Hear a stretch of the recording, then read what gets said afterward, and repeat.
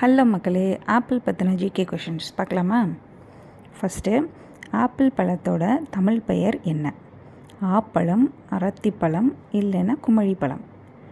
அடுத்து, ஆப்பிள் பழத்தில் காணப்படும் அமிலம் எது? மாலிக் அமிலம், மாலிக் ஆசிட். ஆப்பிள் பழத்தில் அதிக அளவு உள்ள விட்டமின் எது?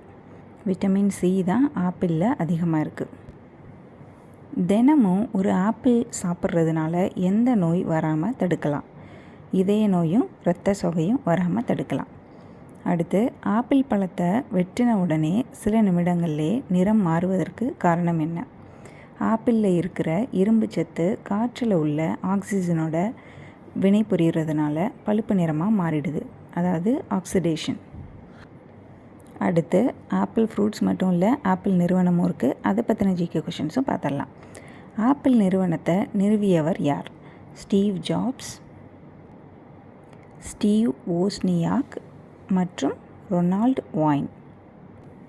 அடுத்து, ஆப்பிள் நிறுவனத்தை எப்போ ஸ்டார்ட் பண்ணியிருக்காங்கன்னா ஏப்ரல் 1, 1976. நெக்ஸ்ட் கொஷின், ஆப்பிள் நிறுவனத்தோட தலைமையகம் எங்கு அமைந்துள்ளது? California, America. ஆப்பிள் நிறுவனத்தோட தற்போது இருக்கிற தலைமை செயல் அதிகாரி யார்? CEO dim cook. ஆப்பிள் நிறுவனத்தோட சின்னம், அதாவது லோகோ என்ன? கடித்த apple, apple with a byte. Apple மரம் எந்த தாவர குடும்பத்தை சேர்ந்தது? ரோசேசியே குடும்பத்தை சேர்ந்தது.